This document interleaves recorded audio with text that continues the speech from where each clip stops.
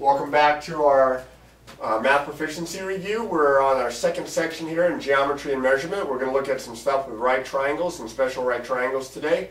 And of course, when you're talking right triangles, you're talking the Pythagorean Theorem. Now remember, if you don't understand something, take the time, write down notes, even if you have to look it up or look through watch the video again to understand what we're talking about. That's worth it, because when the test comes up, you're not going to have that luxury of reference material. It's all from memory. Unless it's on the formula sheet, it's all from memory. Now, a right triangle is a triangle with one right angle. A right angle is a 90-degree angle. The little symbol here with the box, that's to represent a right angle or a 90-degree angle. They form a perfect L shape, right? A perfect L shape. Just like this. That's 90 degrees, that's a right angle. When the triangle has one right angle, that means it's a right triangle. And you'll notice here I wrote leg, leg, and then this word is hypotenuse.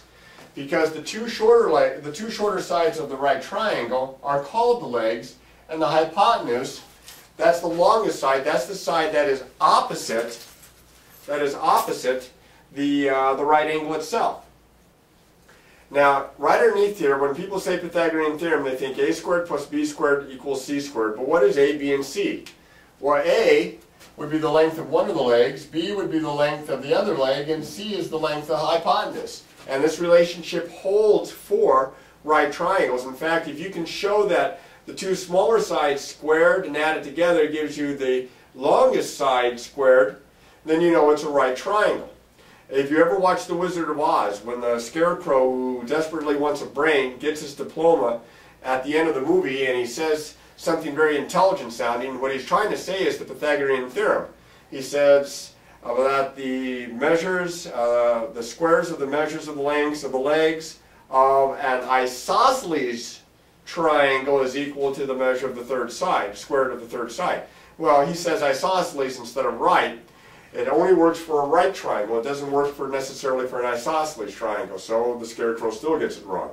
The Pythagorean Theorem, if you remember a squared plus b squared equals c squared, that's a big help. Notice this first example. It says there are two routes or routes that may be used to drive from Stephen's house to Ian's house. The routes are described below. Route 1, drive 5 miles north and then 12 miles east. Route 2, drive the straight road that goes directly to Ian's house. The two routes are shown in this diagram. So one route is to go north and then to go east to get to Ian's house. The other route is to go straight along the path this way. As you can see, the first route is longer than the second route. Well, we want to know how much longer is it. Well, we need to know this length right here. Look at the right angle that's formed. This is a right triangle, and the missing measure here, which I'm going to call c, that's the length of the hypotenuse. So if I can find that length, that'll help me out. Well, that's where this comes into play. All right, I'm going to write 5 squared plus 12 squared equals c squared. That's 25 and that's 144. If you add 25 and 144, you get 169 equals c squared. What number times itself is 169? 13. So this is 13 miles. Okay, so this way you go 17 miles, 5 plus 12. This way you go 13 miles. You're going an extra 4 miles. Okay? Now here's a good one to remember. There are numbers that are called, sets of numbers that are called Pythagorean triples, where the three numbers fit the Pythagorean Theorem. Two very important ones to remember are 3, 4, 5. 3 squared plus 4 squared equals 5 squared. And this one right here, 5, 12, 13. If you memorize those, on a problem like this, you'll know right away that the hypotenuse is 13 once you know that the legs are 5 and 12. In the right triangle RTW, shown below, that's this guy right here, the length of side that's WR, that'd be this length, is 3 meters.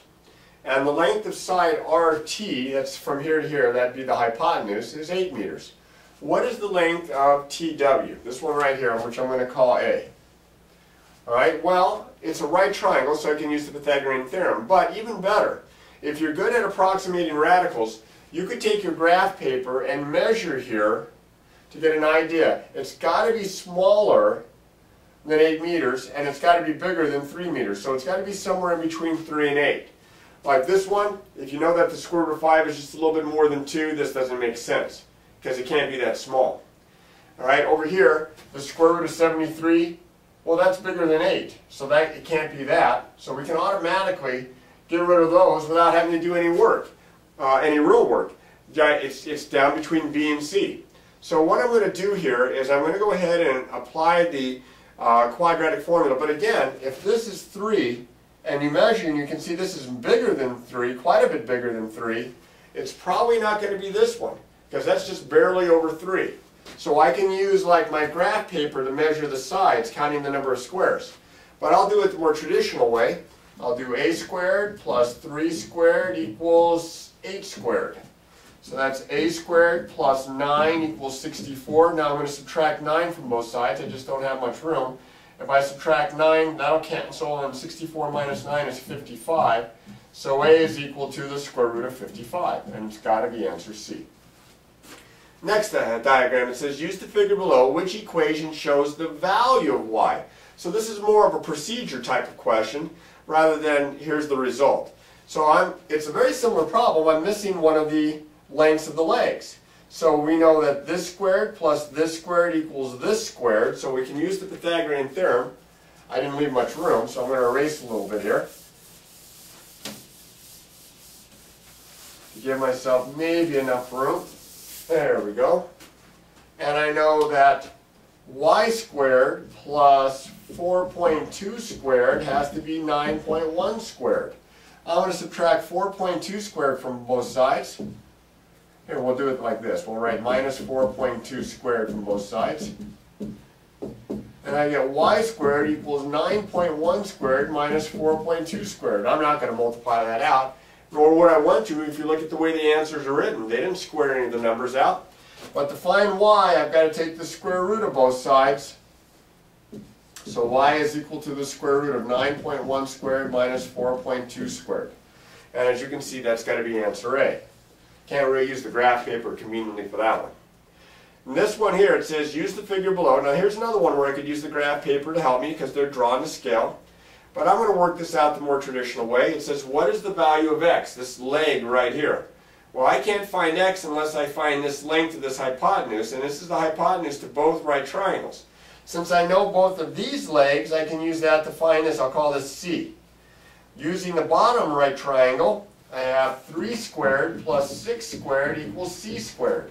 9 plus 36 equals c squared. That means 45 equals c squared. So c squared, c would be the square root of 45.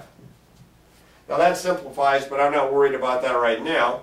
Now I'm going to use the top right triangle here. This is my A, my B, and my C. So I'm going to have x squared plus 2 squared equals this squared, which was 45. This is 4, so I have x squared plus 4 equals 45. If I subtract 4, I have x squared equals 41, and then I take the square root of both sides, and I have x is equal to the square root of 41. Hopefully that's a choice it is. Answer C. Alright, now let's consider 2 special right triangles. Now the special right triangles, fortunately for us, we don't have to memorize. Remember the formula sheet? They're at the bottom left corner and they have the relationships drawn out here, which I've drawn here and here. This is a 45, 45, 90. This is a 30, 60, 90.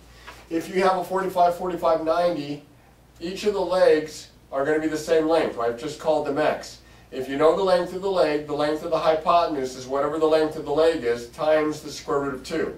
One way to remember that is that there's only 2 different lengths because these are the same. There are the legs and then there's the hypotenuse. There are only 2 different lengths, and that's why it's a 2 there. Over here, I have 3 different lengths because it's not an isosceles triangle. It's a 30, 60, 90. This is the shorter leg. This is the longer leg. The longer leg is the square root of 3 times the shorter leg, and the hypotenuse is double the shorter leg. Students get mixed up. Which one gets the square root of 3? Which one gets the square root of 2? This one has 3 different lengths, so that's why there's a square root of 3 here. But again, it's drawn out for you on the formula sheet. That'll make it easier. And here's an example of a problem. It says use the diagram to answer the question. I've got a very tall tree, and right there at point H, that's a hawk. Down here on the ground, that's a mouse. A hawk sitting on a tree branch spots a mouse on the ground 15 feet from the base of the tree. All right, it says the hawk swoops down towards the mouse at an angle of 30 degrees. So this is right here. This is the hawk coming this way. All right, at an angle of 30 degrees. It says, what is the distance from the tree branch to the mouse? That's this distance. That's this hypotenuse. Well, this distance here was 15 feet. So if I know the shorter leg on a 30, 60, 90, remember this is 90, and they have to add up to 180, so this is going to be a 60, a 30, 60, 90, then the shorter leg to the hypotenuse, you just double it. This is going to be 30, and that's answer D. Right now, I talked a little bit about this when I was talking about rates and ratios in the numbers and operations videos, but here's an example of a ratio that's a trig, trigonometric ratio, under the topic of right triangle trig. And again, fortunately for us, we have the formula sheet that has all the information for us right here. I've given you this little shortcut, SOHCAHTOA, S-O-H-C-A-H-T-O-A. This stands for sine is opposite over hypotenuse, cosine is adjacent over hypotenuse, and tangent is opposite over adjacent. Because only for a right triangle, if we're asked about one of the angles, one of the acute angles here, we can find out information and with respect to these trig ratios. This example here says, what is the sine of angle A? Here's angle A right here. Now this is the hypotenuse here, no doubt about it, and these two are legs. This leg is connected to angle A, it's part of angle A. This is considered the adjacent, this is considered the opposite. So when I have SOHCAHTOA, I have sine is opposite over hypotenuse. This is the opposite, this is the hypotenuse. So the sine of angle A, which I don't know if you can see that here, I'll put it right here. The sine of angle A is the opposite over the hypotenuse. And right here it is, it's at 8/17. Now if you forget SOHCAHTOA, then you can look on the formula sheet to find it. And they have a trig question from time to time on the proficiency, so it's worth practicing some problems from this. Speaking of practicing from some problems, go again to www.succeedinmath and practice as many of these types of problems as possible. Look back at your notes. Hopefully you took notes on these topics on right triangles to help you out with that. But key is for you to practice, practice, practice.